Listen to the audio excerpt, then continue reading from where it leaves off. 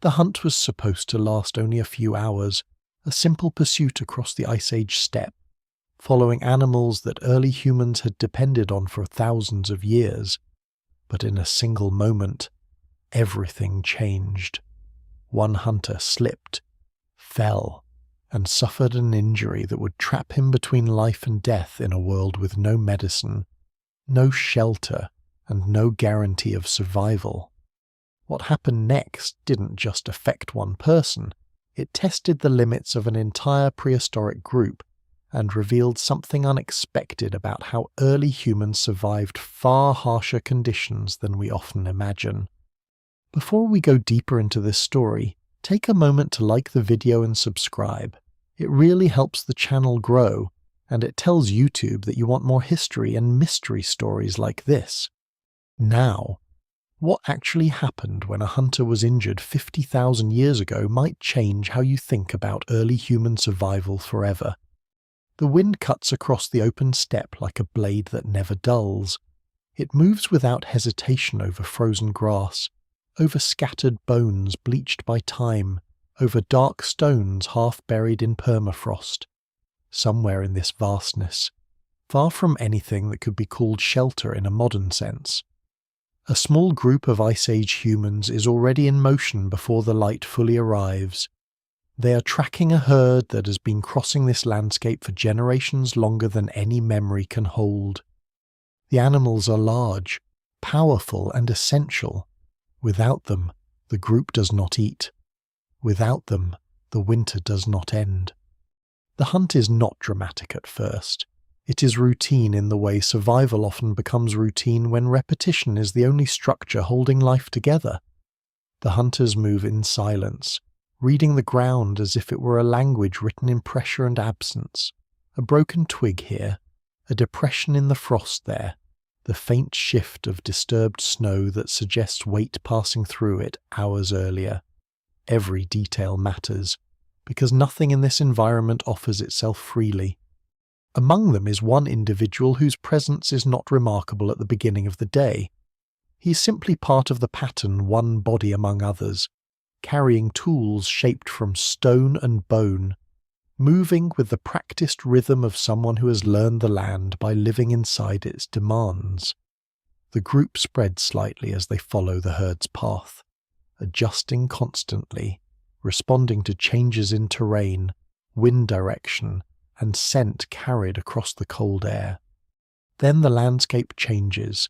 A narrow stretch of uneven ground lies ahead, partially hidden under a thin layer of snow.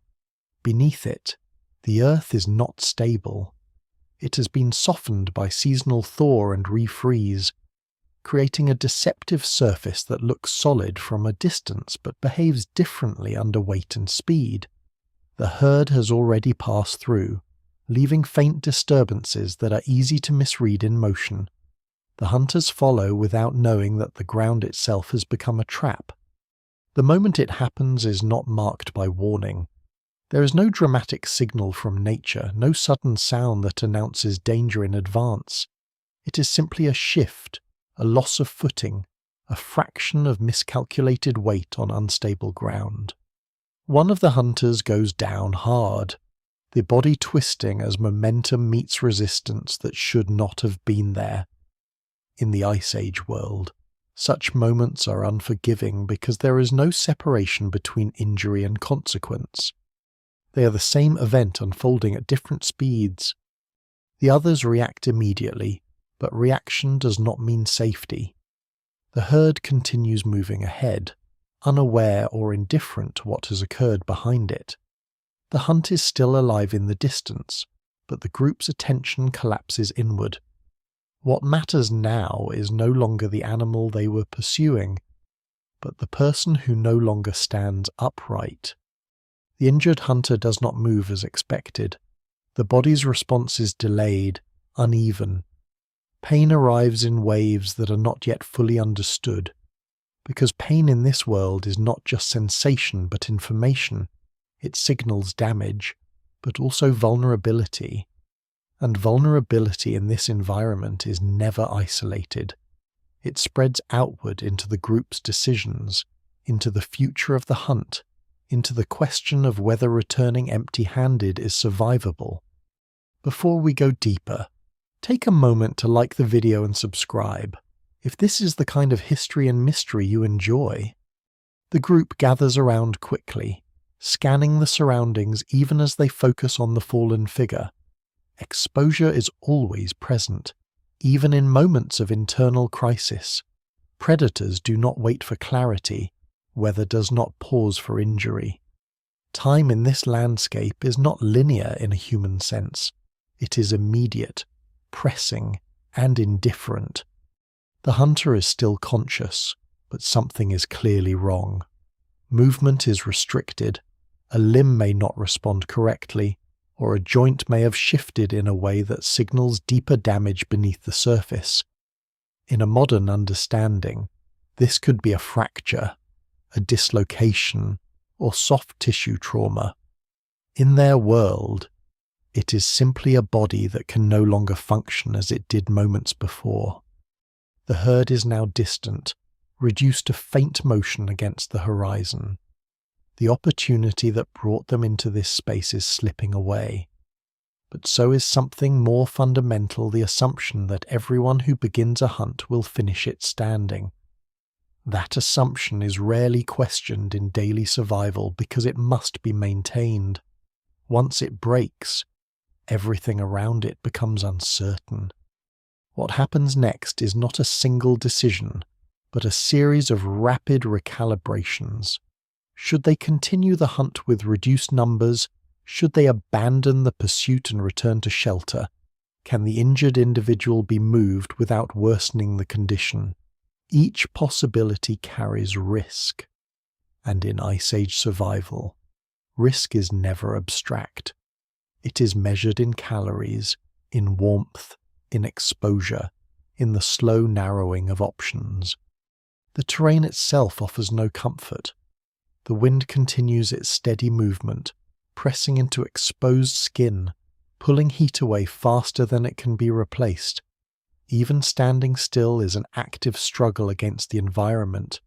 The injured hunter, now partially supported by others, becomes both a responsibility and a limitation. The group's formation shifts instinctively around this new reality, tightening, rebalancing. In the distance, the herd disappears completely over a ridge.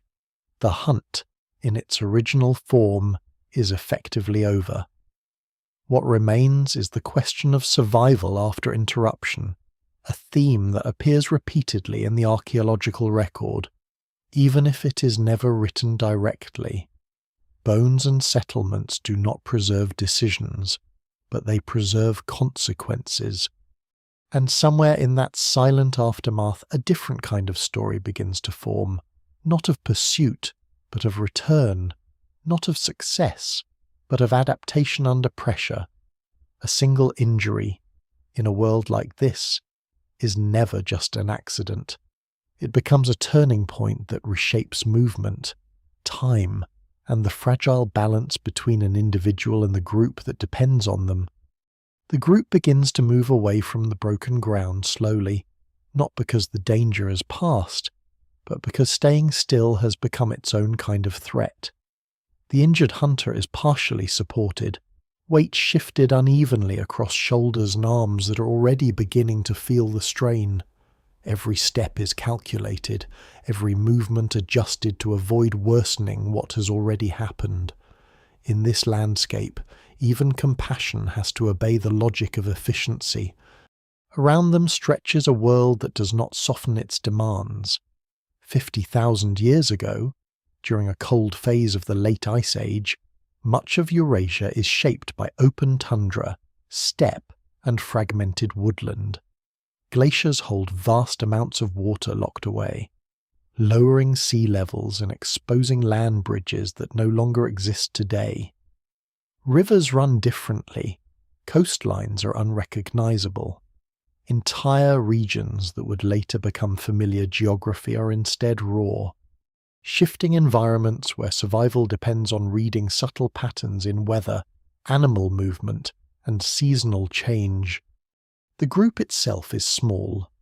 Not a village, not a settlement in any permanent sense, but a mobile band of closely connected individuals.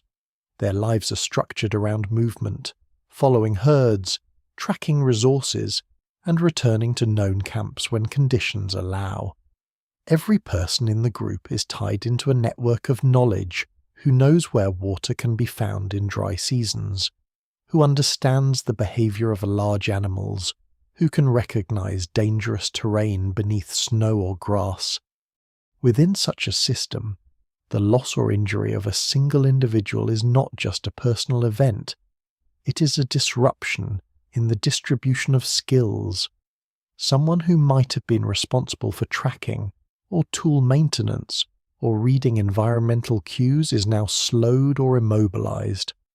The group feels this shift immediately, even if no one articulates it in abstract terms. Survival here is not individual. It is distributed across bodies and roles that must remain functional together. As they move, the injured hunter becomes increasingly difficult to support. Pain is no longer sharp and immediate. It settles into a continuous presence that alters posture and breathing. Each uneven step sends signals through the body that cannot be ignored, even if they are not fully understood. In modern terms, the nervous system is overwhelmed. In their reality, it is simply the body refusing to cooperate with intention.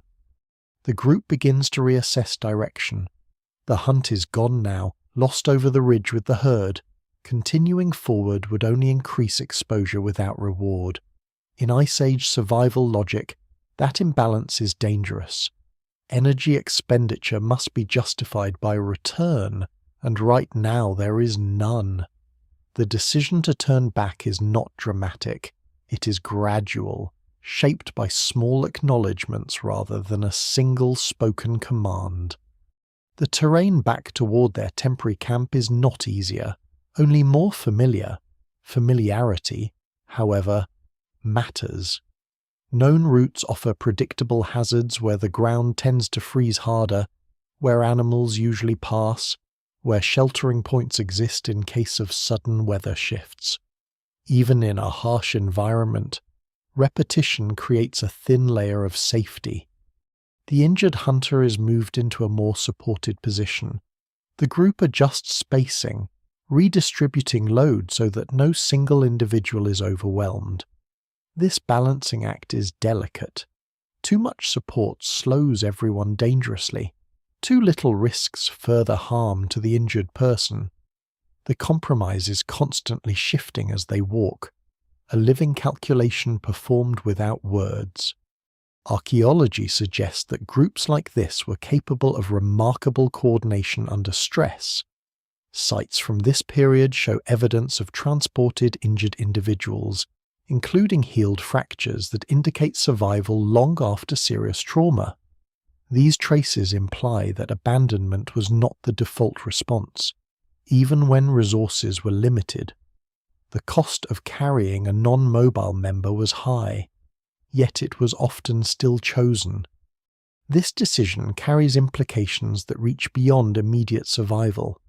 It suggests a social structure in which cooperation extended into situations where short-term efficiency would suggest otherwise.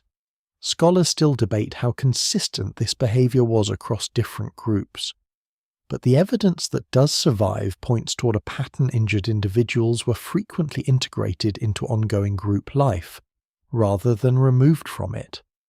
As the group continues its slow return, environmental pressure begins to increase. The wind shifts, growing colder as it moves down from higher elevations. Clouds gather in a way that suggests changing weather patterns. In the Ice Age world, weather is not background. It is an active force that can reshape survival prospects within hours. The injured hunter's condition does not visibly improve. There is no immediate recovery, no rapid stabilization. Instead, there is only endurance, a state in which the body continues functioning at reduced capacity while the group works around it. The rhythm of walking becomes the rhythm of survival again, but altered now by constraint. What is most striking in this moment is not the injury itself, but how quickly the group adapts to it. There is no pause in the broader system of survival. Even loss is absorbed into motion. The hunt has ended, but life continues along a different path. One shaped now by care, burden, and recalculated risk. And beneath all of this, something quieter is beginning to emerge. Not a visible transformation, but a behavioral pattern that will leave traces in the archaeological record thousands of years later. A pattern suggesting that even in extreme environments, early humans were not only surviving as individuals, but sustaining each other through disruptions that should, by simple biological logic, have ended isolated lives far more often than they did. The return to camp is not a straight line, but a gradual correction of direction shaped by fatigue, caution, and the need to keep the injured hunter stable. What was once a coordinated hunting formation has become something looser, more uneven, as the group adjusts its rhythm to accommodate a body that no longer moves in harmony with the rest. Every few steps, there is a pause, not because they choose to stop, but because the injured person requires it. Pain has changed its character now. It is no longer a sharp interruption, but a constant background state, altering perception and behavior. The injured hunter is still aware of the environment, the wind, the shifting light, the uneven texture of the ground, but those signals arrive filtered through the body's damage. In a landscape where awareness determines survival, this reduction in clarity is as dangerous as the injury itself. The group remains alert to everything around them. Even though the hunt has ended, the environment has not softened. Predators in this region are not rare, and scavenging behavior means that any sign of weakness can attract attention.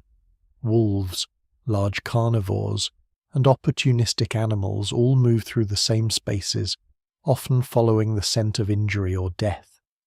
The group's formation subtly tightens again whenever the terrain opens too widely or visibility increases. It is in these conditions that the full consequence of the injury begins to reveal itself. The hunter cannot keep pace without assistance. Each attempt to walk independently results in instability that risks further harm.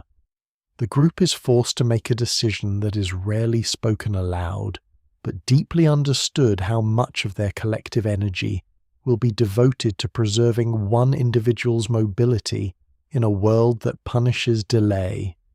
Yet the choice to continue supporting him persists. This persistence is not sentiment in a modern sense, but something more fundamental, an embedded pattern of cooperation shaped by survival over generations. Anthropological evidence from later prehistoric sites shows repeated cases of individuals surviving severe trauma long enough to heal partially or fully, which implies sustained care during periods of incapacity. These are not isolated anomalies. They appear across regions and time periods, suggesting a broader behavioral tendency. As the group moves, the landscape begins to shift subtly. The open steppe gives way to more broken terrain, where low ridges and shallow depressions alter the flow of wind and movement. These features offer both risk and shelter. Risk, because visibility is reduced and navigation becomes more complex. Shelter, because they can break the force of wind and provide temporary cover if needed. In Ice Age survival, ambiguity in terrain is both opportunity and danger. The injured hunter is adjusted again. Support is redistributed. The group rotates who bears weight. A quiet system of shared burden that prevents exhaustion from falling on a single individual. This rotation is not formalized, but emerges naturally from necessity. The human body can only carry so much strain before performance drops, and in a survival context, even small inefficiencies accumulate quickly. At one point, the group pauses longer than usual. The injured hunter is lowered carefully, not to abandon progress, but to assess condition and regain stability. During this pause, attention turns briefly outward again.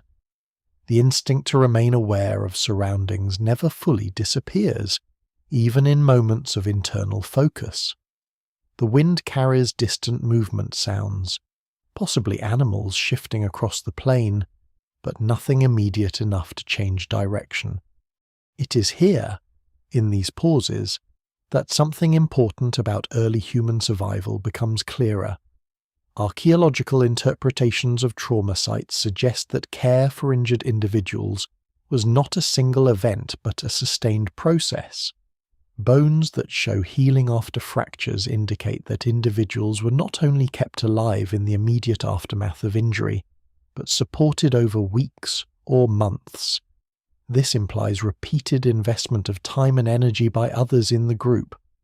No single explanation fully accounts for this behavior. Some scholars point to reciprocal survival benefits. Today's injured individual may be tomorrow's key hunter or knowledge holder. Others suggest that social bonds and group cohesion provided evolutionary advantages in themselves. What survives in the record suggests a combination of practical necessity and deeply embedded social structure. The journey resumes. The terrain becomes slightly more familiar as they approach known routes leading toward their temporary base. This familiarity does not eliminate danger, but it reduces uncertainty. In a world where uncertainty can be lethal, even partial recognition of landscape features, rock formations, tree clusters, shifts in soil texture becomes a form of security.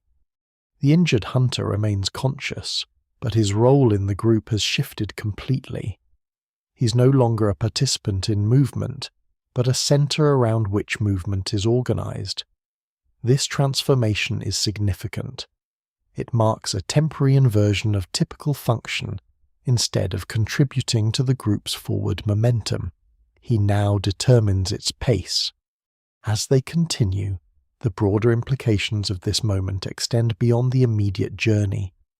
Injury in Ice Age societies is not just a biological event, it is a stress test of social structure.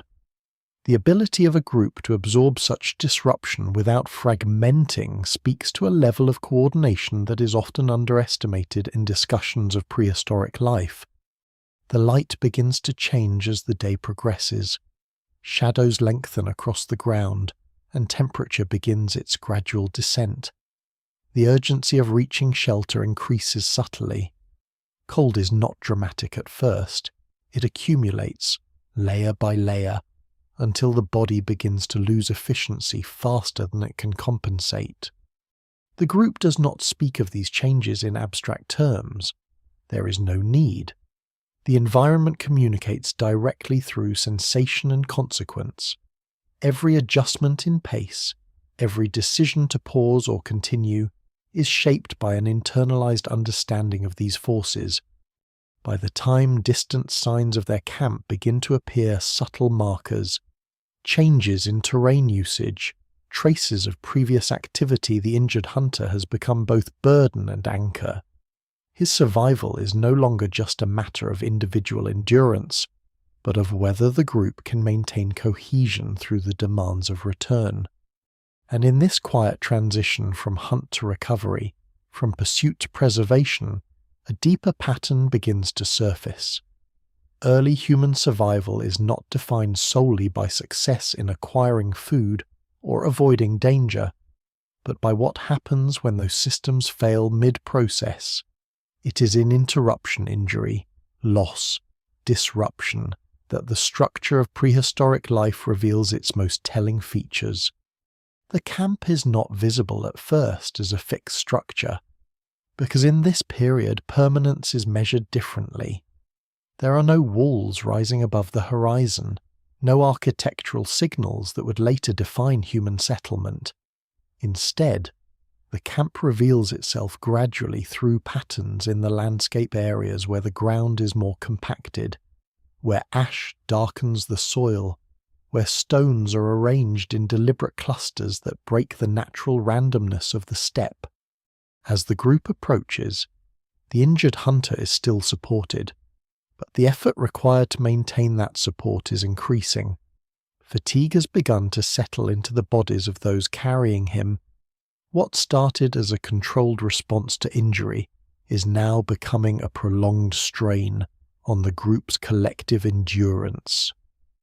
In Ice Age survival, endurance is always finite, and its depletion must be carefully managed. The camp itself reflects a temporary convergence point between movement and rest. These groups do not stay in one place for long. They follow seasonal cycles, animal migrations, and resource availability. But within these cycles, certain locations become familiar returns, places where fire has been maintained repeatedly, where tools are repaired, where food is processed and shared. As they arrive, attention shifts immediately. Movement increases around them. Individuals who remained at the camp turn toward the returning group, reading their posture, their pace, and the absence of hunting signals that would indicate success. Before any words are exchanged, the situation is already understood. The hunt has not produced visible results, and someone has been injured. The injured hunter is lowered carefully onto prepared ground near the central fire area. The fire itself is not always constant, but in colder conditions it is maintained as a core element of survival. Its presence provides warmth, light, and psychological structure in an environment that otherwise offers little stability. Around it, tasks are organized processing materials, repairing tools, preparing food, and now assessing injury. The response to the injury is immediate but not chaotic. There is a practiced rhythm to it, suggesting that such events are not rare. Materials are brought forward, softened animal hides, possibly plant fibers, and other natural substances that can be used to stabilize limbs or reduce movement. The aim is not healing in the modern sense, but containment, preventing further damage and allowing the body time to recover. In some archaeological contexts, evidence of such care appears indirectly. Healed fractures in skeletal remains show that individuals survived long enough for bone regeneration to occur. In certain cases, the severity of injury would have prevented independent survival without assistance, implying sustained group support. These findings suggest that prehistoric care was not symbolic, but functional and repeated. The injured hunter is examined through touch and observation. Swelling, deformation, and restricted movement all indicate internal damage that cannot be seen directly. Without modern diagnostic tools, assessment relies entirely on external signs and behavioral response. Pain reactions, inability to bear weight, and structural misalignment provide the necessary information. Treatment begins with stabilization. Movement is restricted as much as possible. The goal is to prevent worsening of the condition, even if full repair is beyond reach. The materials used are simple but effective within their constraints: binding, support, elevation. These actions reflect a practical understanding of injury mechanics, even if not expressed in scientific terms. Around the fire, the rest of the group resumes essential tasks. The return from the hunt without substantial success creates pressure that must be addressed quickly. Food processing, inventory of remaining supplies, and planning for the next movement all continue. In this way, survival does not pause for injury, it absorbs it. Yet the presence of the injured individual subtly changes the atmosphere of the camp. Resources that would normally be distributed evenly are now partially redirected. Attention is divided. Someone must remain nearby to monitor condition, adjust bindings, and respond to changes. This creates a redistribution of labor that affects the entire group's efficiency. In Ice Age environments, Such redistribution can be costly. Energy spent on care is energy not spent on hunting, gathering, or travel preparation. But the continued support of injured members suggests that the long-term benefits of maintaining group cohesion outweighed the immediate cost. This is one of the key tensions visible in interpretations of prehistoric social structure. As night approaches, the temperature drops more sharply. The fire becomes more important, not only for warmth, but for protection. Darkness in this environment is not empty, it is active, filled with movement that cannot always be seen. The group positions itself closer, forming a loose protective arrangement around the injured hunter and the fire. The injured individual remains conscious, though weakened. Breathing is uneven, and movement is limited to small adjustments. The body is in a transitional state, neither stable nor collapsing, sustained by external support and internal resilience. Without that support, the outcome would likely be different. What is particularly significant in moments like this is not the injury itself, but the sustained commitment to managing its consequences. Archaeological evidence from multiple Ice Age sites suggests that such care was not exceptional. It appears repeatedly enough to indicate a pattern of behavior embedded within group survival strategies. No single explanation fully accounts for this. Biological advantage may play a role, as maintaining experienced individuals could benefit future survival.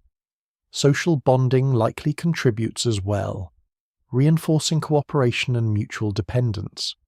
Environmental pressure, particularly in harsh climates, may have made abandonment less viable than it might appear from a distance. Outside the camp, the wind continues to move across the steppe, unchanged by the events of the day. The herd that was once the focus of pursuit continues its own cycle elsewhere, unaffected by interruption. In contrast, the group here has entered a different phase entirely. The hunt has ended, but its consequences are still unfolding. And within this quiet space of firelight and recovery, a deeper realization emerges through the pattern of actions rather than words.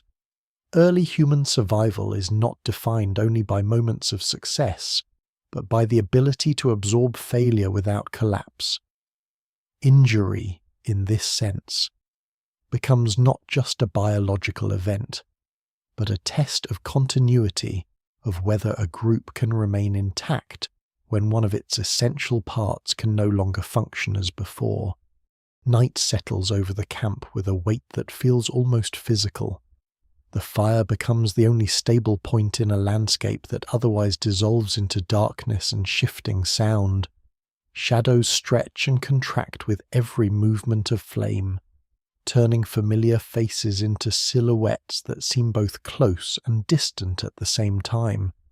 Outside this small circle of light, the Ice Age world becomes uncertain again, as if the ground itself has withdrawn its reliability.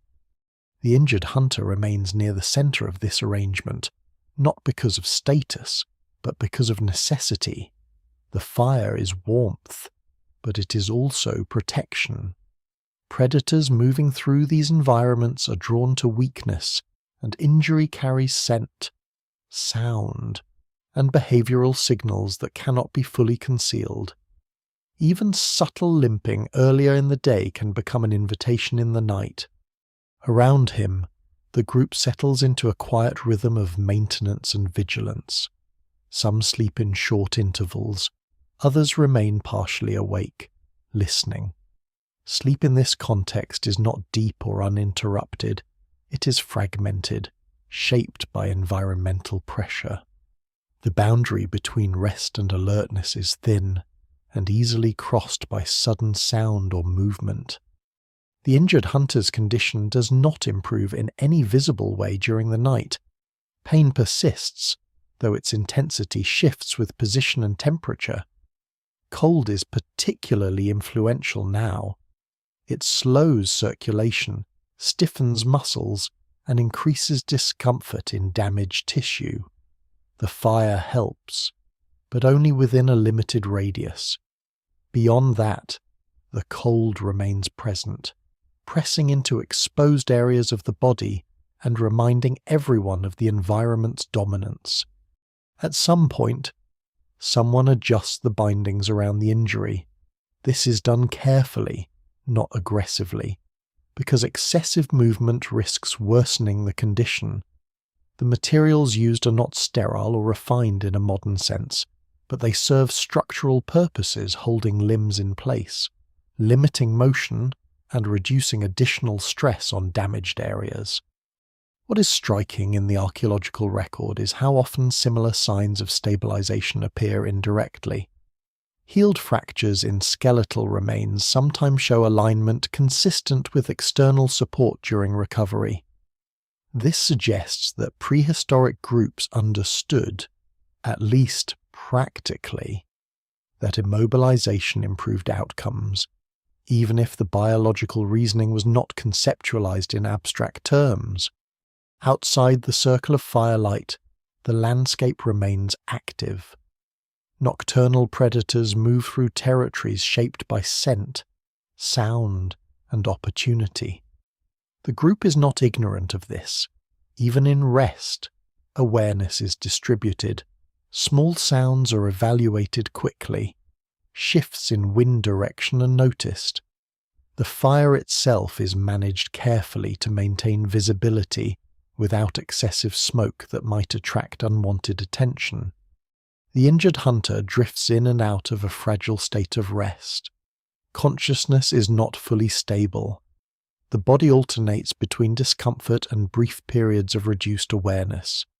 This kind of injury in prehistoric conditions often leads to extended recovery periods, assuming survival is maintained. There is no expectation of rapid return to normal function. The group's behavior during the night reflects a deeper pattern observed in many hunter-gatherer societies, both ancient and modern. Individuals are rarely left entirely alone in vulnerable states. Even when resources are strained, proximity is maintained. This reduces risk not only from predators but from sudden deterioration of condition that might otherwise go unnoticed. As the night progresses, subtle environmental changes occur. Temperature drops further, and the fire is adjusted to compensate. Fuel sources are managed with care, because loss of fire in these conditions is not a minor inconvenience, but a potential turning point toward danger. The glow remains steady, but its maintenance requires constant attention. In the broader context of Ice Age survival, nights like this are as important as hunts or migrations. They are periods where the consequences of earlier events become fully visible. An injury sustained in daylight is now tested against cold, fatigue, and time.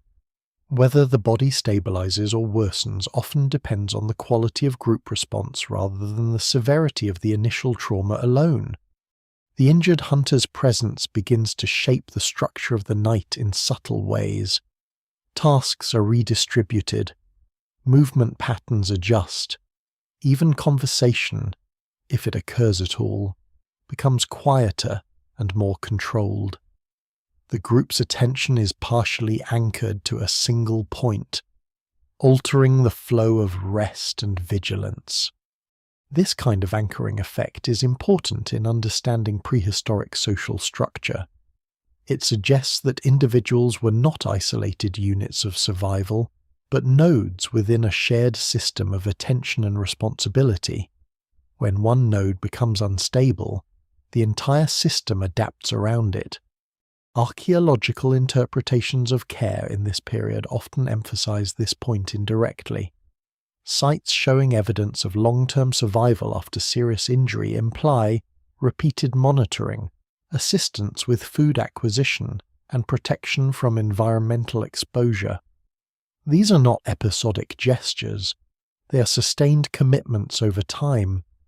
As dawn begins to approach, the firelight begins to lose its dominance over the surroundings. A faint shift in the sky introduces gradients of grey and pale blue. The night has not ended abruptly. but it is loosening its grip. With this transition, the camp's awareness shifts outward again, preparing for movement, assessment, and continuation. The injured hunter is still present, still dependent, still altered in function. Nothing about the injury has been resolved overnight, yet the group remains intact, and that continuity itself is significant. In environments where fragmentation often leads to failure, persistence of structure, even under strain, is a form of survival in its own right. And as the first light touches the edge of the camp, revealing once again the terrain beyond firelight, the story of this injury becomes clearer in its broader meaning. It is not simply an accident within a hunt. It is a moment that exposes how early human groups absorbed disruption, redistributed burden, and maintained cohesion in a world where even small failures could have irreversible consequences. Daylight returns slowly, not with sudden clarity, but with a gradual lifting of darkness that reveals the camp in layers. First the fire becomes less dominant, then shapes around it regain definition, and finally the broader landscape reasserts itself cold, expansive, and indifferent. What remains of the night is not silence, but continuity. The injured hunter is still there, the group is still there, and nothing essential has resolved itself in the hours between. The first movements of the morning are deliberate. Bodies stiffened by cold and interrupted sleep do not respond immediately. In Ice Age conditions, this transition between night and day is not simply a shift in light. It is a physiological negotiation with temperature, fatigue, and lingering alertness. The injured hunter is among the most affected. Lack of movement has intensified discomfort, and even minor adjustments send signals of pain through already stressed tissue. Yet the group does not pause for recovery in a modern sense. Survival here is structured around continuity of action. Fire must be maintained or re-established. Tools must be checked, and the condition of both people and environment must be reassessed before any movement away from camp is considered. The injured hunter remains at the center of attention, but not exclusively. The system around him continues to function. One of the first tasks is inspection. Without language for diagnosis in a modern sense, assessment is still methodical. Swelling is observed again. Changes in color or temperature of the affected area are noted through touch, and movement response is carefully tested. These observations are not abstract. They are practical indicators of whether travel is possible or whether stabilization must continue. What becomes clear is that the injury is not resolving quickly. In modern terms, it could involve bone trauma, ligament damage, or deep tissue injury. In their world, it is simply a condition that limits function and requires time. Time, however, is not a resource they control easily. It is dictated by weather, food availability, and the movement of animals across the landscape. The group begins to prepare for the next phase of survival.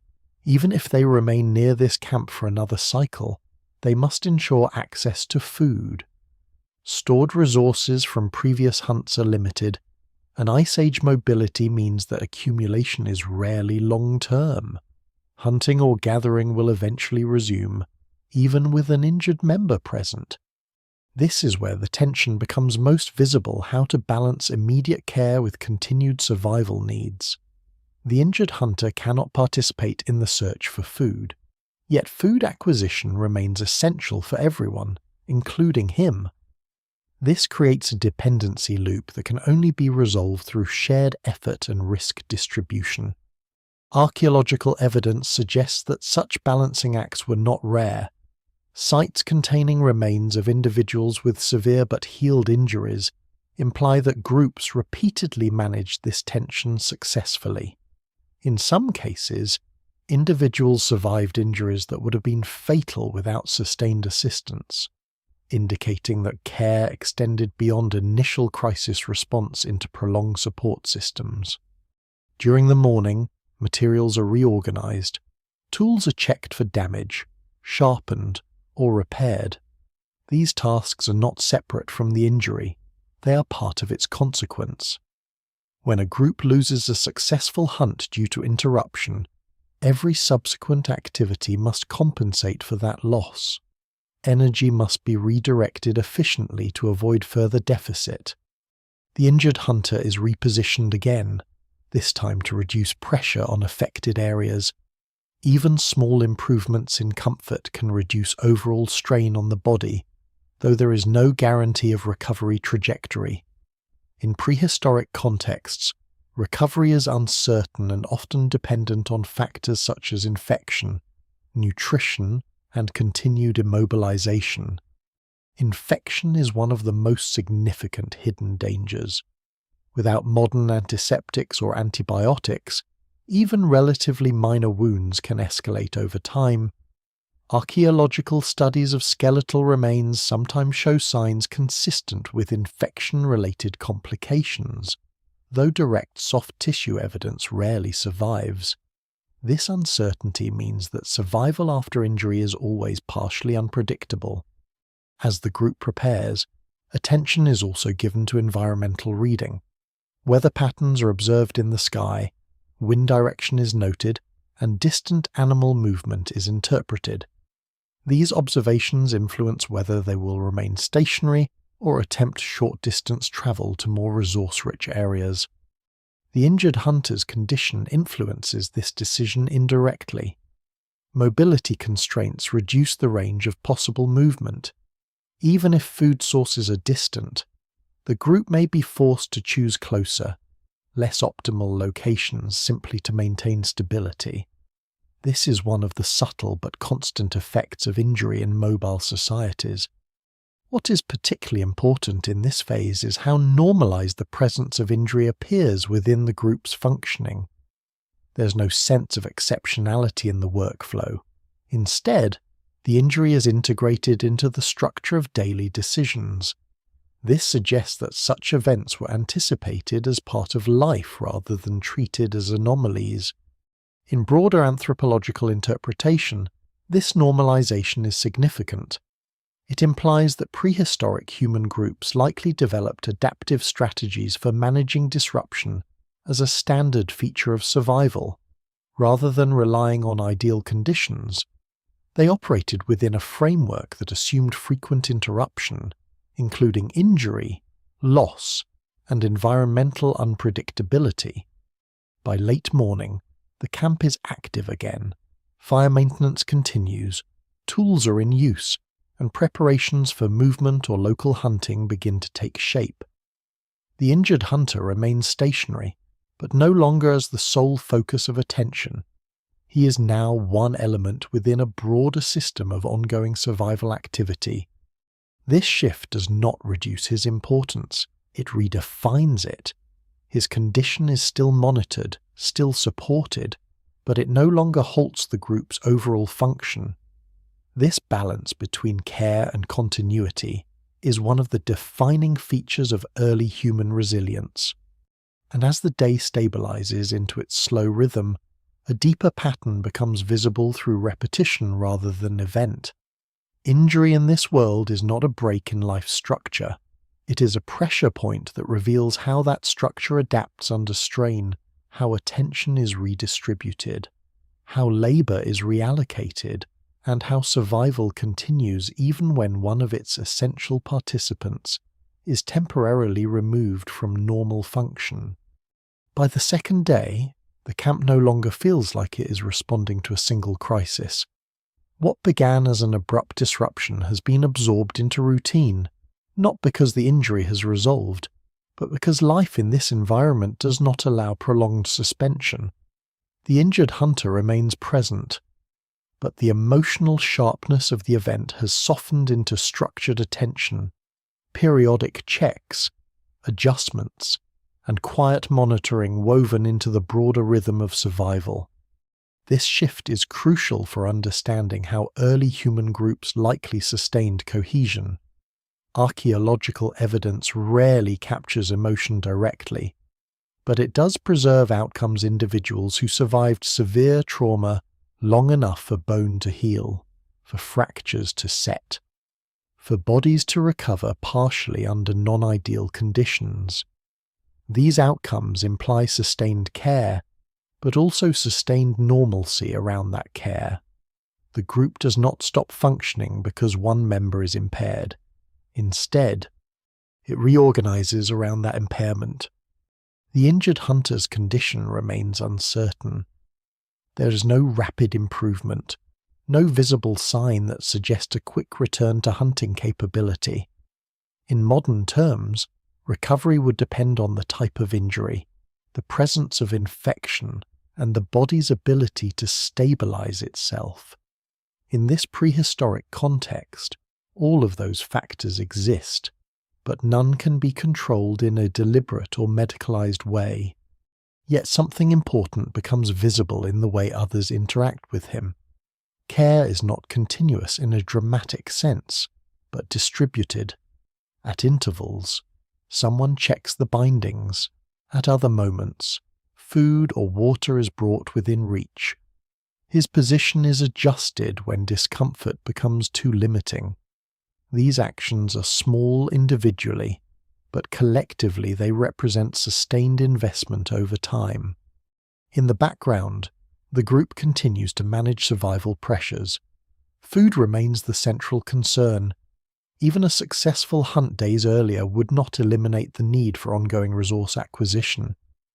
In Ice Age environments, storage is limited, spoilage is constant, and uncertainty in animal movement means that each day carries its own risk profile.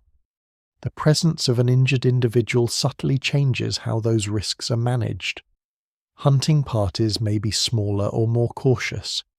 Routes are adjusted to ensure that someone remains available to assist if conditions deteriorate. These adaptations are rarely explicit, but they shape behavior in consistent ways. What is particularly notable in the archaeological record is that such constraints did not prevent survival. On the contrary, many groups appear to have maintained long-term continuity despite repeated exposure to injury, cold stress, and resource fluctuation. Sites from Eurasia during this period show repeated occupation layers, suggesting that groups return to familiar locations even after disruptive events. Within this camp, the injured hunter begins to show signs of adaptation rather than recovery. Movement remains limited, but the body adjusts to constraints. Pain becomes less acute in certain positions, and periods of rest become more stable. This does not indicate healing in a modern sense, but it does reflect the body's capacity to stabilize under persistent conditions. In prehistoric survival, stabilization is often the threshold between life and death.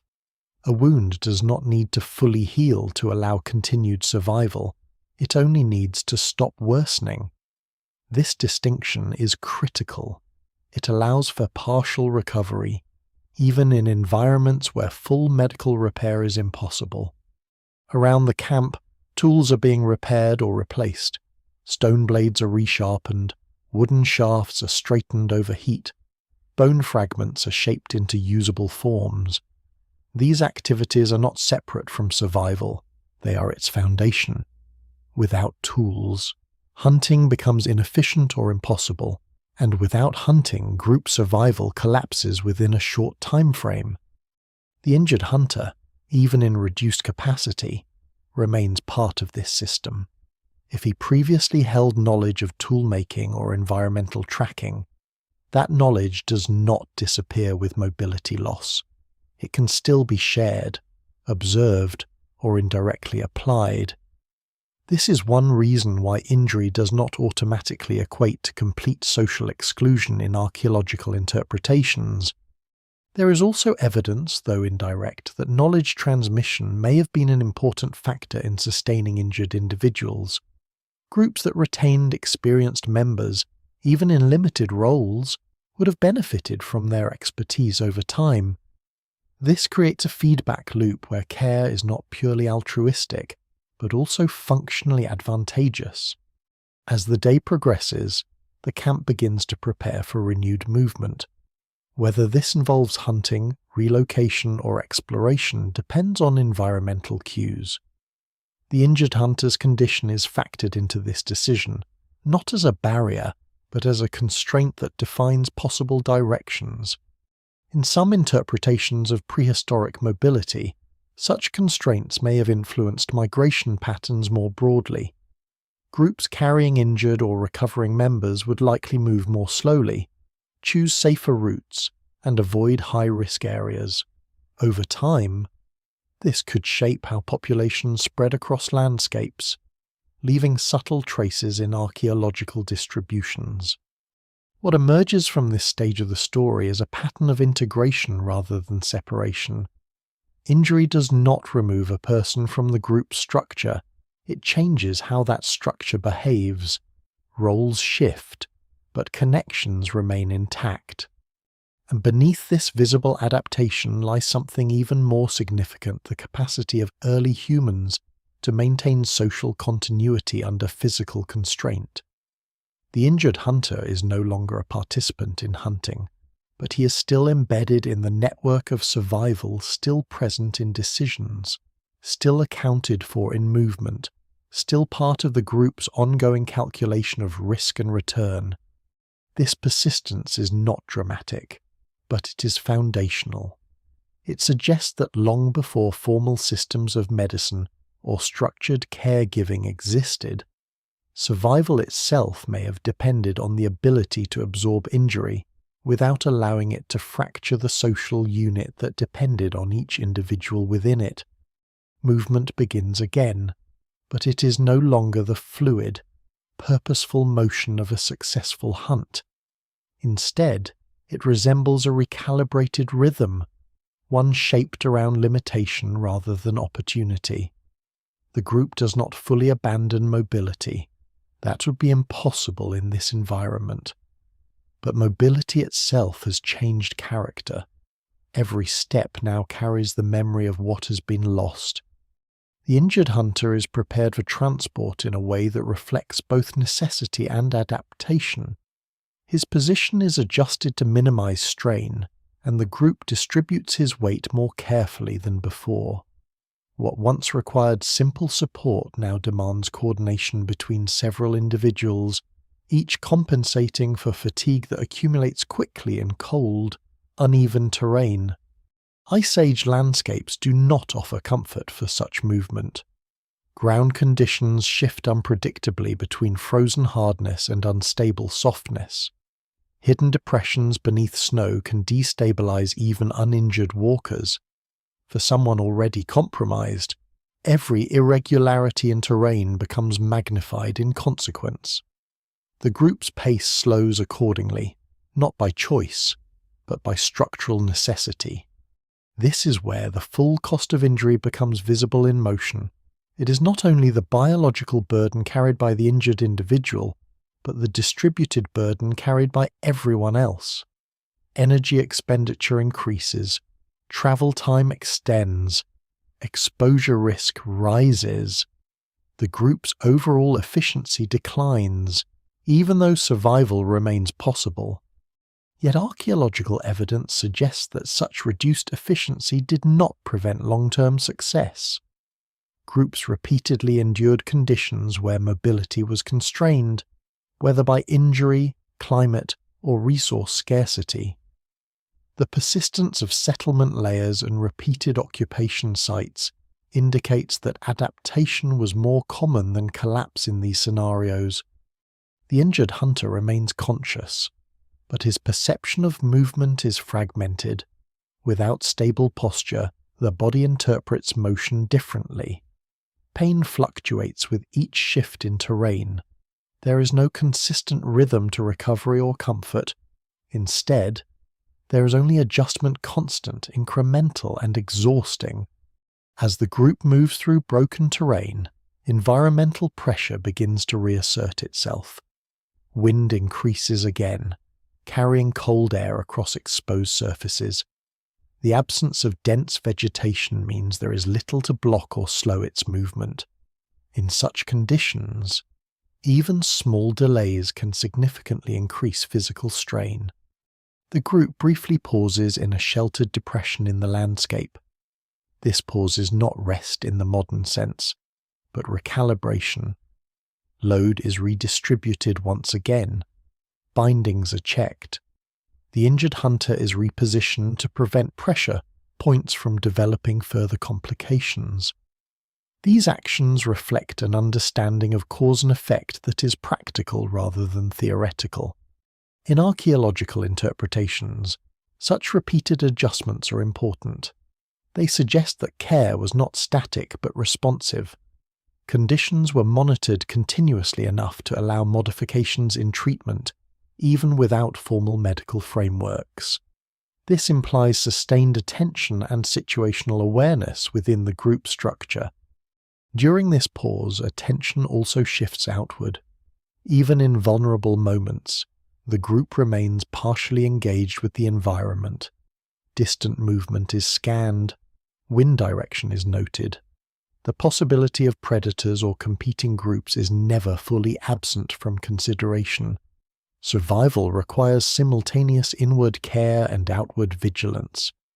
The injured hunter's condition does not visibly worsen during this period, but neither does it improve. This stagnation is important. In prehistoric injury contexts, stabilization itself can represent success. Without stabilization, deterioration would likely follow rapidly. With it, survival remains possible even if limited. As movement resumes, the group's formation becomes more linear. Spacing between individuals adjusts to accommodate both terrain and burden. The injured hunter occupies a central position within this structure, not symbolically, but functionally protected from exposure at the edges, yet accessible for support when needed.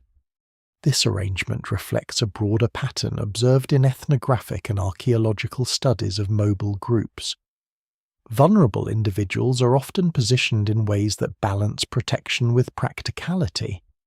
Such arrangements are not ceremonial, they are adaptive responses to environmental pressure.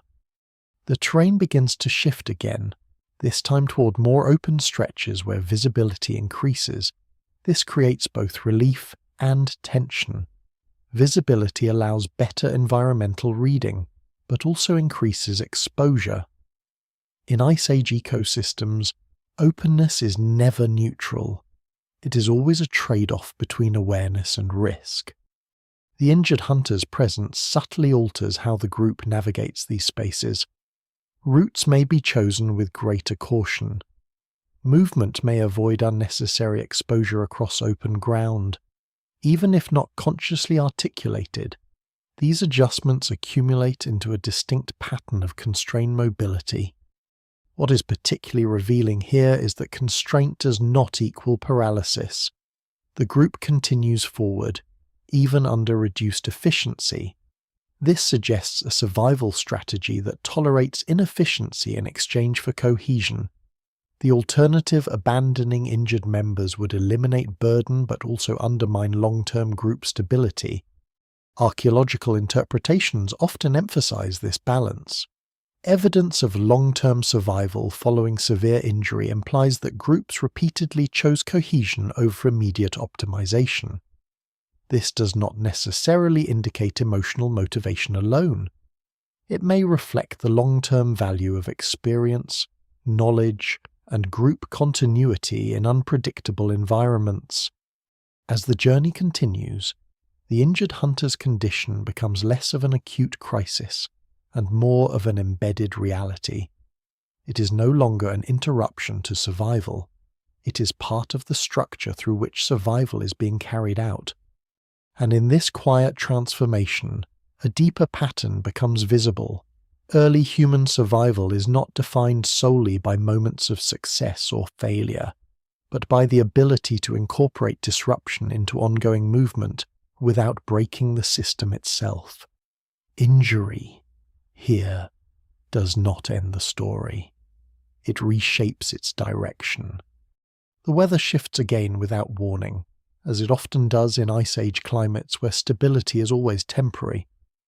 What began as a manageable cold wind thickens into a sharper, more persistent pressure that cuts across the exposed landscape.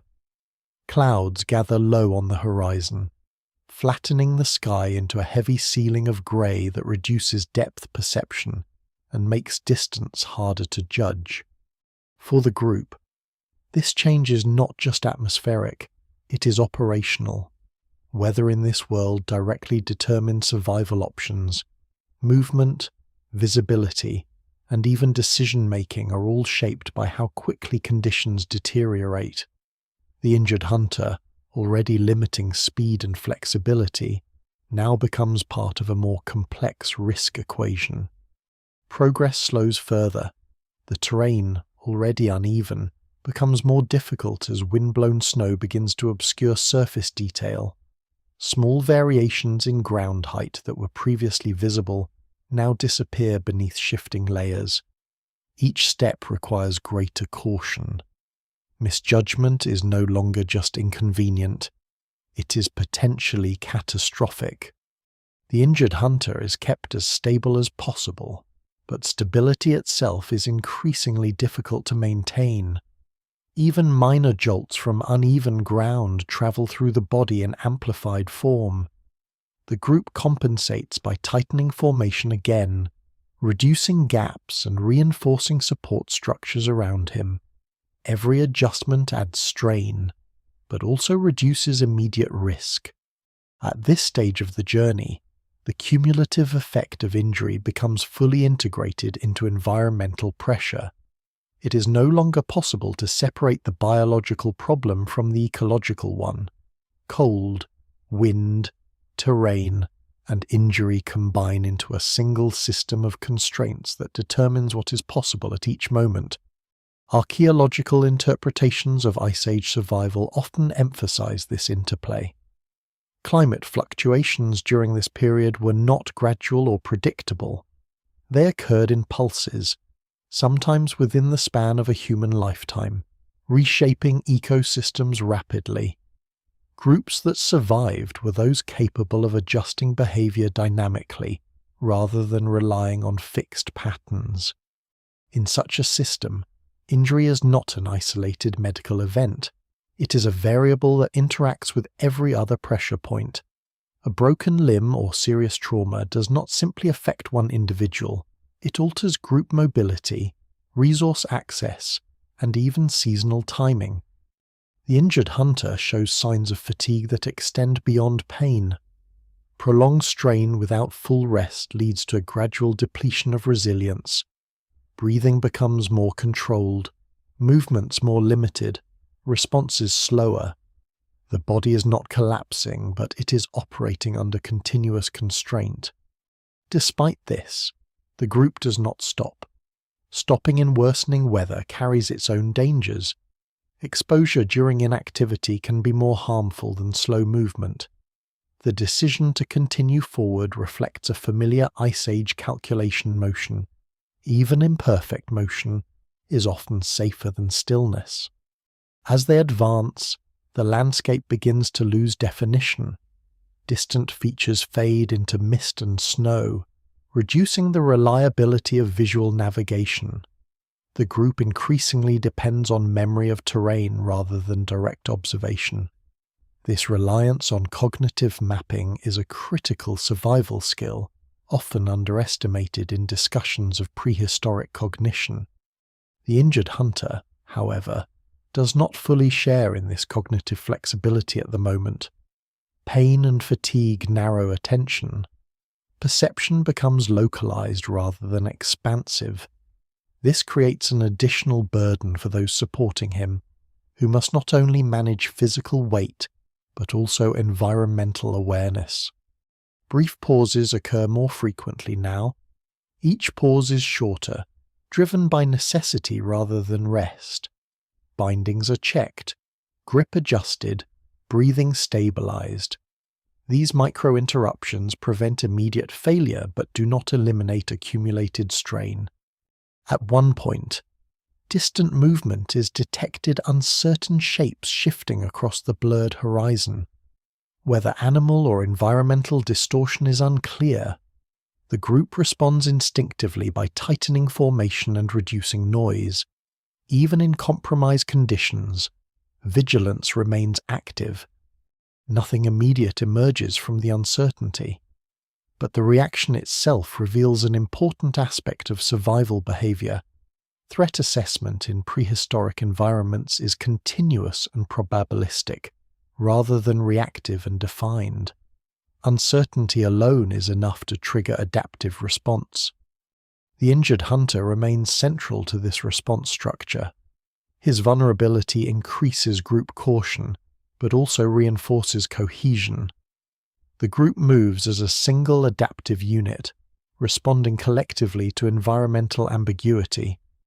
As weather continues to deteriorate, a decision begins to form implicitly rather than explicitly. The original intention of movement, whether return, relocation, or resource access, is increasingly constrained by conditions. The group may need to seek temporary shelter rather than continue at full pace. Such decisions are common in archaeological interpretations of mobile hunter-gatherer behavior.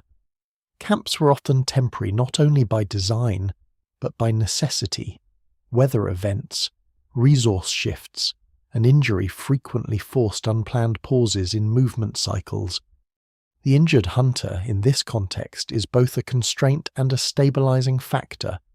His condition limits speed, but also anchors the group into more cautious, structured movement. Without him, they might travel faster but with higher risk exposure. With him, they slow, but increase survivability under uncertain conditions. As the wind intensifies once more, the group searches for natural features that might provide partial shelter depressions, ridge lines, or irregular terrain that can reduce exposure. The search itself becomes part of survival strategy, integrated with movement rather than separate from it. And through all of this, the deeper reality of Ice Age existence becomes clearer. Survival is not a straight path forward, but a constant negotiation between movement and constraint, between environmental pressure and bodily limitation. Injury does not interrupt this system. It becomes one of its defining conditions. The landscape changes again, not through geography but through accumulation of time and pressure. The group is no longer moving through a clearly readable environment. Instead, they are moving through layers of partially erased detail, wind-smoothed snow, flattened vegetation, and terrain features that appear and disappear as visibility shifts. In these conditions, memory becomes as important as sight. The injured hunter is still being carried or supported in rotation, but the strain on the group is now deeply embedded. Fatigue is no longer a temporary state, it is becoming structural. Each individual is operating with reduced efficiency, and the system survives only because it continues moving within tolerable limits rather than exceeding them. In the Ice Age world, this threshold is critical.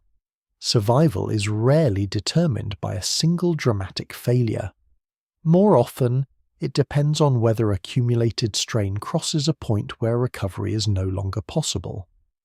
The group is currently balancing on that boundary, adjusting constantly to avoid tipping over it. The injured hunter's condition, while not rapidly worsening, remains unresolved. There are no signs of acute collapse, but there is also no indication of recovery sufficient for independent movement. This static state creates a prolonged dependency, which in turn reshapes group behavior over time. Archaeological evidence from this period often reveals traces of such prolonged states indirectly.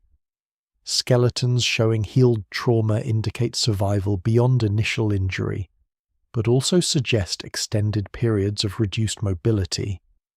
In some cases, bone remodeling patterns imply months or even years of altered physical function before full recovery or death. What is important here is not only survival itself, but the sustained effort required to maintain it. Early humans appear to have repeatedly invested in individuals who could not immediately contribute to subsistence activities. This challenges simplistic assumptions about efficiency-driven abandonment in prehistoric societies. Within the group, roles continue to shift. Those who were once focused on forward movement now divide attention between navigation and support. Resource carrying is redistributed to accommodate the injured hunter's needs. Even rest periods are structured around his condition, ensuring that he's not left unattended for extended intervals. Environmental pressure remains constant. Cold continues to drain energy from exposed skin and respiratory systems. Wind increases metabolic demands simply by forcing the body to maintain heat. In such conditions, every additional burden multiplies in cost. Yet despite this, the group continues to operate as a cohesive unit. This cohesion is not static.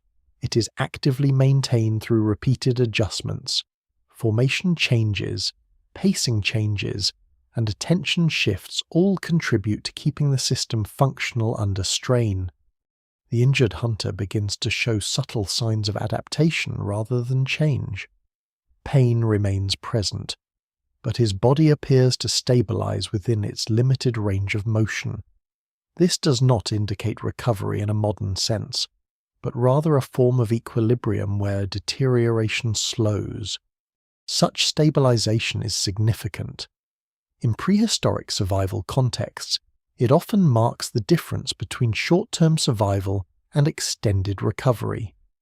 Without infection or further injury, the body may remain in a compromised but stable state long enough for healing processes to begin slowly. The group encounters a shift in terrain that offers temporary relief, a slight depression in the landscape that reduces wind exposure. It is not a permanent shelter, but it is enough to allow a brief pause without immediate environmental pressure. This kind of micro-shelter is often crucial in mobile survival systems. During this pause, attention again turns inward. Bindings are checked. The injured hunter is repositioned to reduce strain on affected areas. Small adjustments are made with care, reflecting accumulated experience rather than formal medical understanding. Around them, the environment continues its slow transformation. Snow patterns shift with wind direction. Light changes subtly as clouds thin and thicken. Even in pause, nothing is truly static. The group exists within a continuously changing system that requires constant interpretation. This is where prehistoric cognition reveals one of its most important features: the ability to integrate multiple layers of environmental data simultaneously. Terrain, weather, fatigue, injury, and resource availability are not separate categories, but overlapping signals that must be interpreted together in real time. The injured hunter remains part of this interpretive system. His condition influences decisions about timing, direction, and duration of movement. Even without speech, his presence shapes the group's understanding of what is possible at any given moment. As the pause ends, movement resumes with renewed caution. The group is now more deeply aware of its limitations. What began as a simple return from a failed hunt has become a complex navigation of constraint, where every step carries compounded significance. Archaeological interpretations of such scenarios often emphasize resilience not as strength in isolation, but as the capacity to continue operating under layered stress. Injury, weather, and fatigue do not cancel survival. They define its boundaries. In this phase of the journey, the injured hunter is no longer simply a person recovering from trauma. He has become a constant factor in the group's survival equation, shaping movement, pacing, and environmental engagement.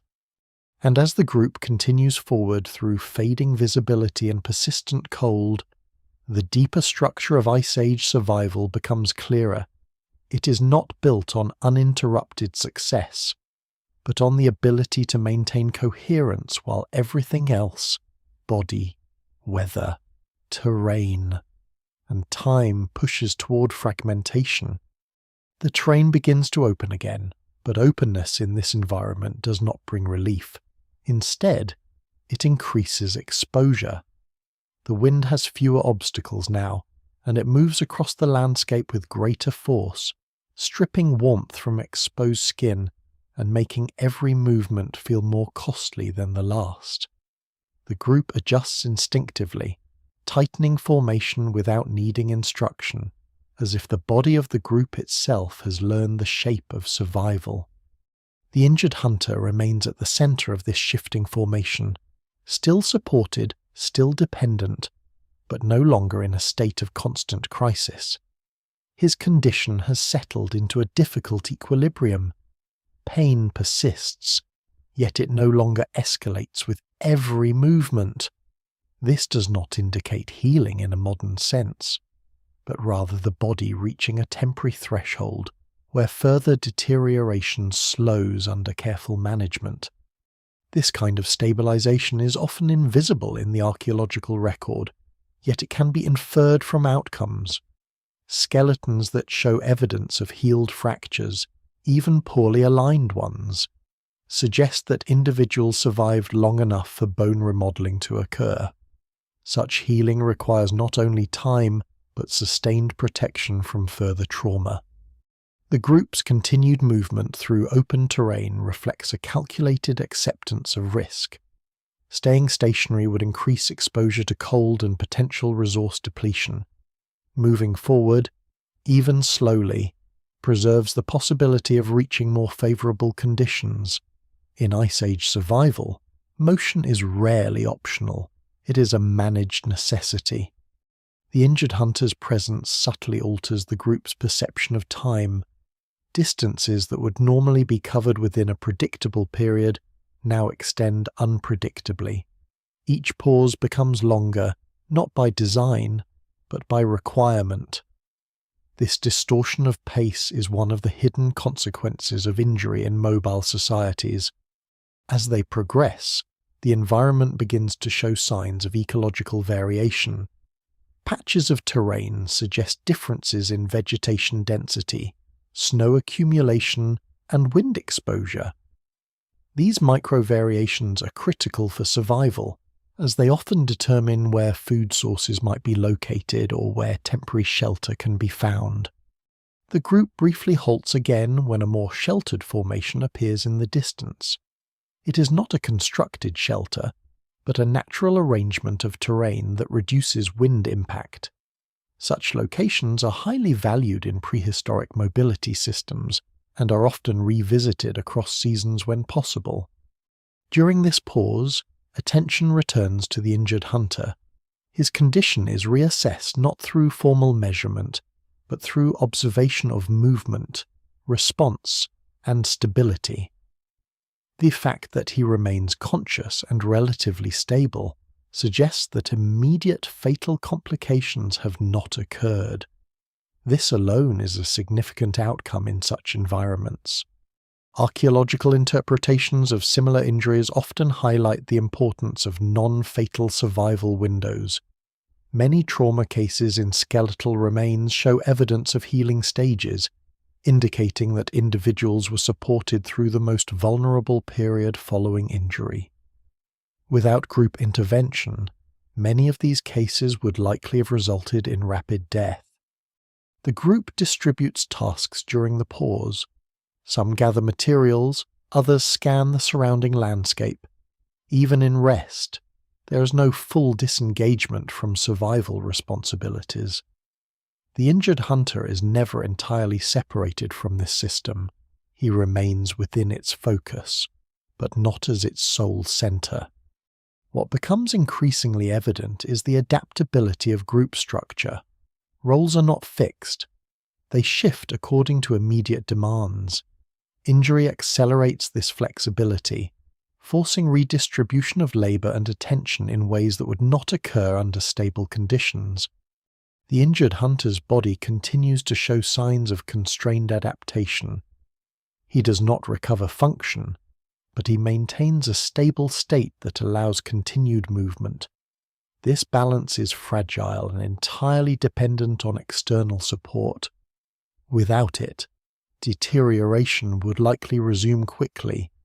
As movement resumes once more, the group enters a zone where environmental cues become more subtle. The landscape does not change dramatically, but small variations in snow texture and wind direction begin to matter more. These subtle indicators guide decisions about direction and pace. In prehistoric cognition, such environmental reading is not separate from survival, it is survival. The ability to interpret terrain accurately determines whether resources can be found, whether shelter can be located, and whether danger can be avoided. The injured hunter, though limited in physical capacity, remains part of this interpretive system. His knowledge, accumulated through experience, still informs group decisions even if his body cannot participate fully in action. This separation between knowledge and mobility is an important aspect of prehistoric resilience. As the group moves deeper into this transitional terrain, the balance between burden and cohesion becomes more apparent. The injured hunter slows progress, but he also reinforces collective structure by necessitating coordination. Without such constraints, group movement might be faster, but less organized and potentially more vulnerable to environmental misjudgment. Archaeological evidence does not directly record these dynamics, but it preserves their consequences. The repeated survival of groups under conditions of trauma and environmental stress suggests that such balancing systems were not exceptional, but common features of Ice Age life. And as the landscape continues to unfold ahead of them, the deeper reality of this journey becomes clearer. Survival is not a state of optimal efficiency, but a continuous negotiation between limitation and persistence. The injured hunter is not an interruption to this system. He is part of how the system reveals its structure under pressure. The terrain begins to shift in subtle but meaningful ways, as if the landscape itself is transitioning between ecological zones. The ground becomes less uniform, with patches of firmer soil breaking through softer, wind-shaped surfaces. Small changes in vegetation density appear and disappear without clear boundaries. For the group, these transitions are not abstract geography, they are signals, each one interpreted through experience and memory. The injured hunter is still present at the center of movement, but something has changed in the group's handling of him. The earlier urgency of stabilization has evolved into a quieter persistence. The body is no longer in immediate danger of rapid collapse, yet it is far from recovery. This middle state is often the longest and most uncertain phase in prehistoric injury survival. At this stage, energy distribution within the group becomes even more critical. Fatigue is no longer simply accumulated, it is now layered across multiple individuals. Each person carries not only their own exhaustion, but a fraction of the burden created by prolonged support. This shared strain is one of the hidden costs of maintaining cohesion in difficult conditions. Archaeological interpretations of Ice Age survival frequently highlight this invisible economy of effort. Bone analysis and site distribution patterns suggest that groups operated under constant energetic pressure, yet still managed to maintain social continuity and care behaviors that extended beyond immediate self-interest. The injured hunter's condition, while stable, demands constant micro-adjustments.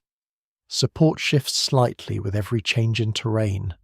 Even minor irregularities in the ground require coordinated correction. These adjustments are small individually, but together they form a continuous process of management. In this environment, healing is not a single event but a slow negotiation between body and context. The body attempts to stabilize damaged structures, while the environment constantly tests that stability through cold, movement, and fatigue. Whether recovery occurs depends as much on external conditions as on internal resilience. As the group moves further into this transitional zone, signs of resource variation begin to appear more frequently. Traces of animal movement become easier to identify. Disturbed ground, scattered tracks, and changes in vegetation suggest that prey species may be more active in this region. This introduces a new layer of possibility into the group's calculations. Yet any potential opportunity is filtered through the reality of their current condition. The injured hunter limits flexibility. The group cannot pursue high-risk strategies or extended chases. Even if prey is nearby, engagement must be carefully evaluated against the cost of movement and exposure. This tension between opportunity and constraint is a recurring feature of prehistoric survival systems. Archaeological evidence suggests that groups often made conservative choices during periods of internal strain, prioritizing stability over high-yield but high-risk outcomes. During a brief pause, the injured hunter is repositioned again. The adjustment is not corrective in a medical sense, but preventative. The goal is to avoid secondary damage, pressure buildup, or circulation restriction that could worsen his condition over time. These small interventions reflect a form of practical medical knowledge built through repeated experience rather than formal theory. Around the group, environmental conditions remain unstable. Wind patterns shift direction unpredictably, and temperature fluctuations continue to affect endurance. Even short pauses in movement lead to rapid cooling, reinforcing the need for carefully timed rest periods rather than extended stops. What is particularly notable in this phase is the absence of panic or breakdown. Despite prolonged strain, the group maintains operational coherence. This suggests a deeply ingrained behavioral framework for managing stress under sustained pressure. The injured hunter's presence continues to influence group dynamics, but not in a disruptive way. Instead, it functions as a stabilizing constraint, ensuring that movement remains coordinated and deliberate. Without such constraints, groups in similar environments may have taken greater risks, potentially leading to fragmentation under environmental stress. Archaeological patterns from multiple regions show that groups capable of maintaining cohesion under adverse conditions were more likely to persist across generations. Sites with evidence of repeated occupation suggest that such behavioral resilience contributed directly to long-term survival success. As movement continues, the group begins to orient toward more defined landscape features. Subtle rises in terrain and changes in horizon structure suggest that they are approaching a region with greater environmental complexity. Such areas often provide both opportunity and danger in equal measure. The injured hunter remains a constant point of attention, but his condition no longer dominates every decision. Instead, he has become part of a broader system of constraints that includes weather, terrain, and resource availability. This integration reflects a full transition from crisis response to adaptive management. In this state, survival is no longer about reacting to a single event, but about balancing multiple ongoing pressures simultaneously. The injury initiated the disruption, but the group's continued survival now depends on its ability to operate within that disruption as a normal condition. And as the landscape slowly opens into a more varied and uncertain environment ahead, the deeper pattern becomes unmistakable. Ice Age survival is not defined by moments of control, but by the capacity to remain functional when control is incomplete, fragmented, and constantly challenged by both nature and the fragile limitations of the human body. The approach of danger in this environment is rarely announced. It arrives through accumulation of small signals that only become meaningful when read together. a shift in animal behavior, a change in wind direction that carries unfamiliar scent, the sudden absence of smaller movements that normally fill the edges of perception. The group slows instinctively, not because anything is confirmed, but because uncertainty itself has weight. The injured hunter remains within this slowing formation, and his presence now interacts with a new layer of vulnerability. Reduced mobility limits the group's ability to respond quickly to external threats. What was already a burden in terms of movement becomes a factor in risk assessment. The group is now navigating not only terrain and weather, but potential danger with diminished flexibility. In Ice Age survival systems, this is a critical threshold. Mobility is not simply about travel, it is about reaction time. A group slowed by injury is a group that must rely more heavily on anticipation than avoidance. This shifts behavior toward caution, scanning, and early detection rather than rapid escape. The terrain ahead becomes more irregular again, offering both concealment and uncertainty. Low ridges, scattered vegetation, and uneven ground create pockets where visibility is reduced. In some contexts, this would be advantageous. In others, it increases risk by limiting early detection of movement. The group adjusts accordingly, tightening spacing once more. The injured hunter is moved with increased care. Any abrupt motion could destabilize both him and the group's coordination. This creates a paradoxical effect. The need for caution increases precisely when speed would be most useful. Such contradictions are common in survival situations where multiple constraints overlap. Archaeological interpretations of prehistoric group behavior often emphasize this kind of trade-off. Evidence suggests that groups did not always prioritize speed or efficiency in isolation, but instead optimized for overall survivability under multiple simultaneous pressures. Injury is one of the clearest factors that forces such optimization. As they move, distant shapes begin to appear intermittently along the horizon. Whether these are animals, environmental formations, or optical distortions caused by heat and light is not immediately clear. The group does not commit to interpretation too quickly.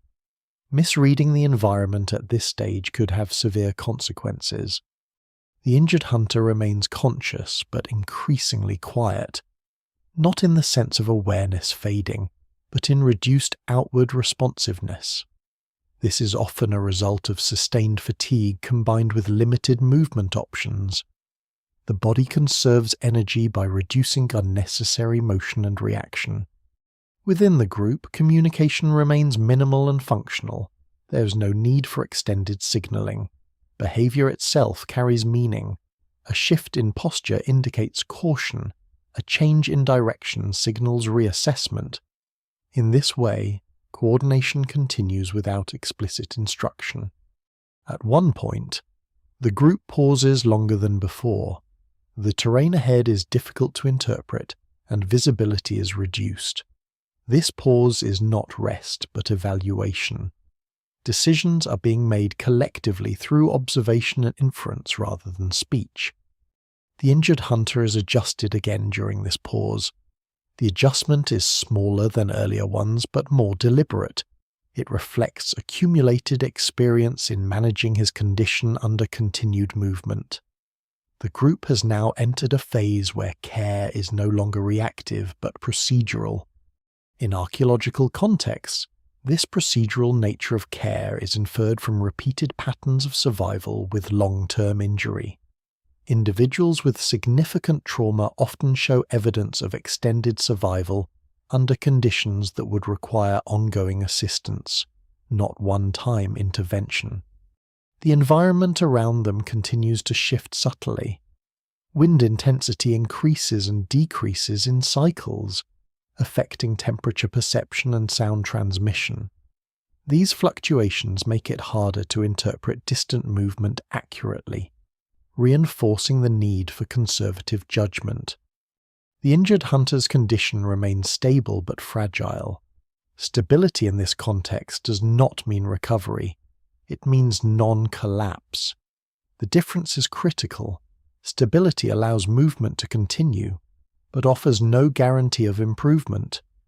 As the group proceeds, the possibility of external threat becomes more integrated into their movement pattern. They are no longer simply traveling through space. They are navigating uncertainty layered onto physical limitation. What is particularly important here is how injury alters not just physical capacity, but perception of risk. A group without injury might take faster routes, accept higher exposure, or engage in more opportunistic behavior. With injury present, the threshold for acceptable risk lowers significantly.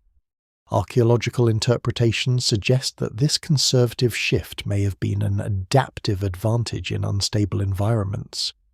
Groups that avoided overextension during periods of internal constraint were more likely to survive environmental fluctuations and resource scarcity cycles. As the terrain gradually becomes more defined again, the group maintains its cautious formation. The injured hunter remains at its center, not as a passive burden, but as a factor shaping every decision. And through this layered navigation of uncertainty, limitation, and environmental pressure, a deeper understanding emerges. Prehistoric survival is not defined by mastery of the environment, but by the ability to continue moving through it, even when every available signal suggests that certainty is impossible. By this stage of the journey, time no longer feels like a sequence of events, but like a continuous pressure pressing down on movement. The group is still advancing, yet every step carries accumulated weight from everything that has already happened: the failed hunt, the injury, the slowing pace, the weather shifts, and the constant negotiation between risk and necessity. The injured hunter is still present, still supported, but his role in the group has become almost structural rather than situational. He is no longer an interruption to progress. He is part of the conditions under which progress occurs. This subtle shift is important. It marks the transition from crisis management to long-term adaptation. In Ice Age survival systems, this kind of adaptation is often invisible in the archaeological record but evident in outcomes. Sites show repeated evidence of groups persisting through cycles of stress, including injury, climate fluctuation, and resource variability. The continuity of occupation suggests that survival depended on absorbing disruption rather than eliminating it. The terrain ahead becomes more complex again, but not necessarily more dangerous. Complexity in this environment means variability areas where resources may be more available, but where conditions also become harder to predict. The group slows slightly, interpreting these signals carefully before committing to direction. The injured hunter's condition has not dramatically changed, but subtle signs indicate long-term stabilization. His movement remains restricted, but his responses are more consistent than earlier phases. Pain is still present, yet it no longer dominates every interaction. This suggests the body has reached a new equilibrium under sustained constraint. Such equilibrium states are critical in prehistoric survival. They represent the difference between short-term survival and longer-term continuity. A body that stabilizes, even imperfectly, can remain within group systems of support without collapsing under its own injury trajectory.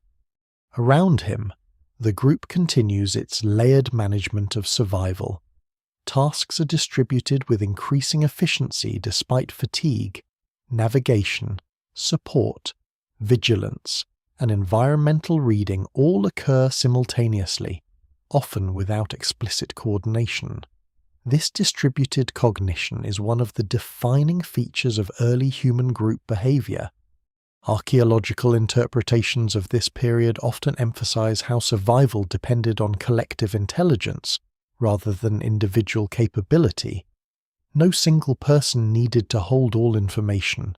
Instead, knowledge was shared across the group, embedded in observation, habit, and coordinated action.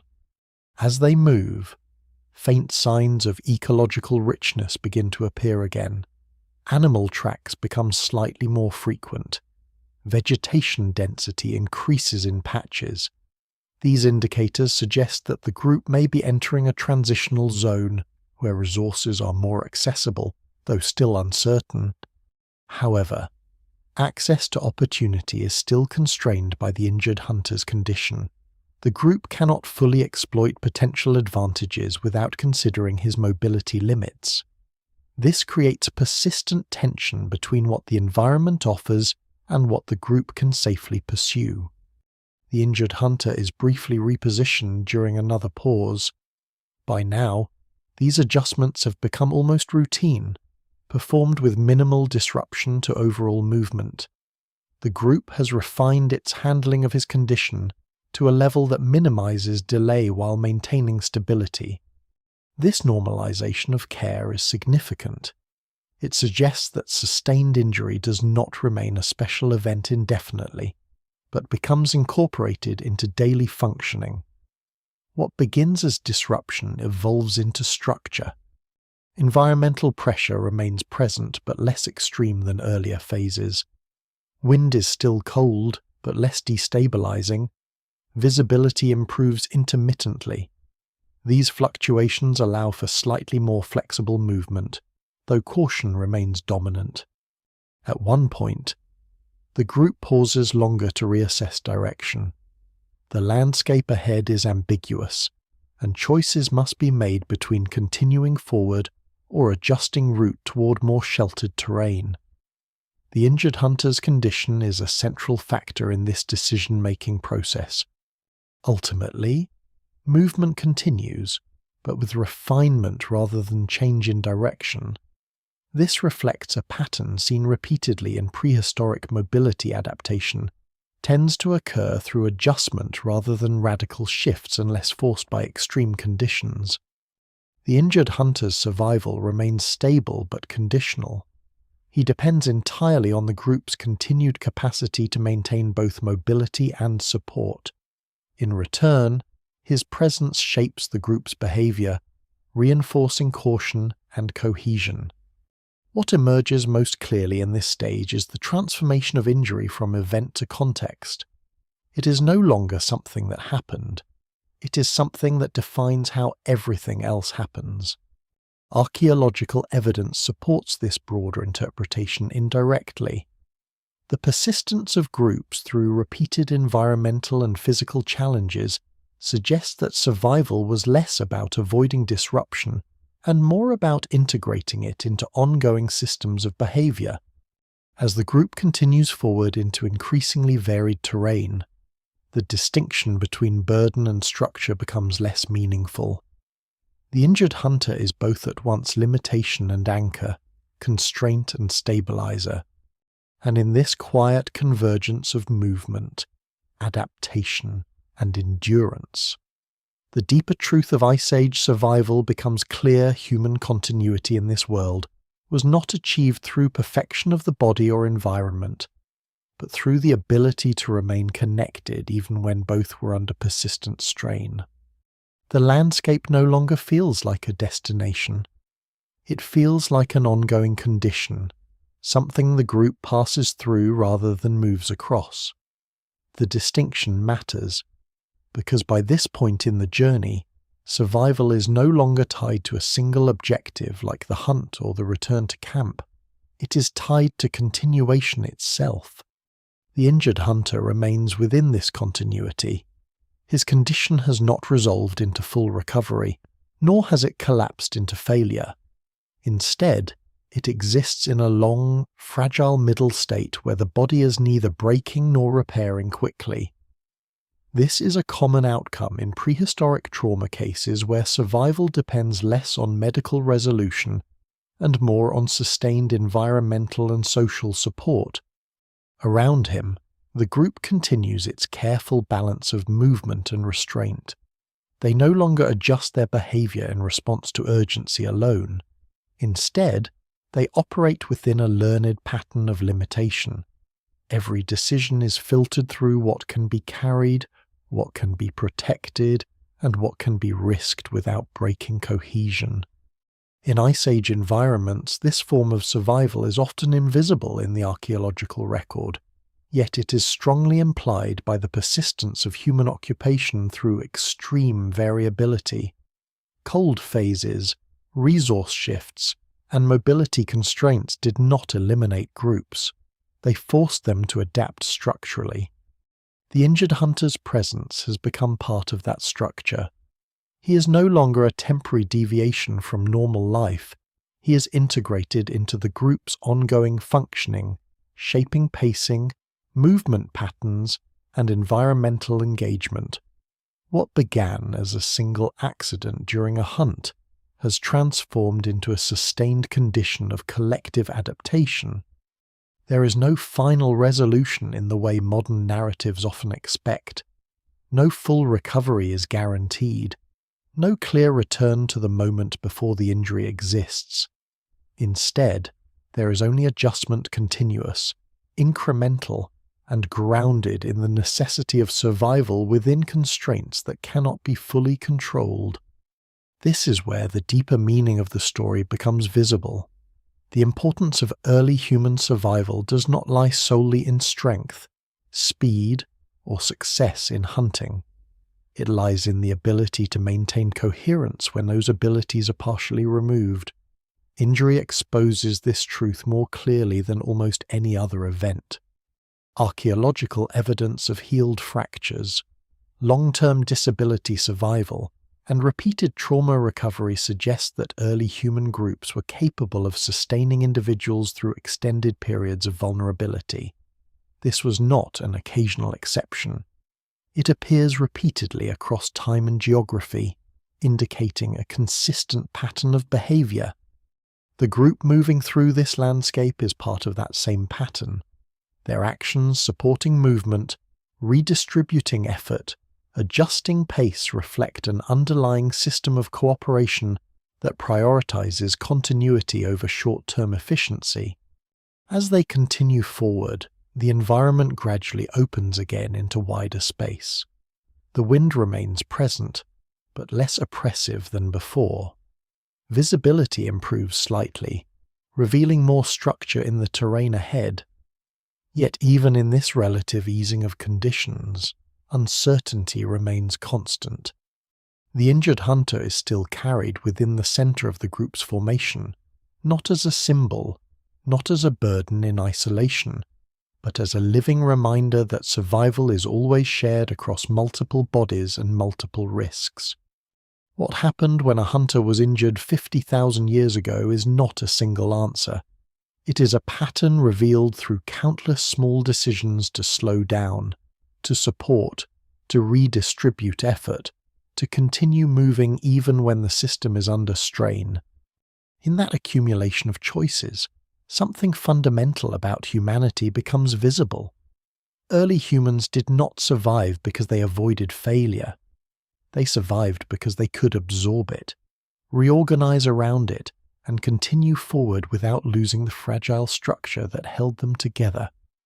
And as the group finally moves beyond the most difficult stretch of terrain, fading into a landscape that offers slightly more stability, the story does not conclude with resolution.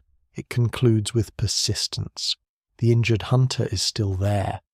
The group is still moving, and survival, in its quietest and most profound form, continues without interruption.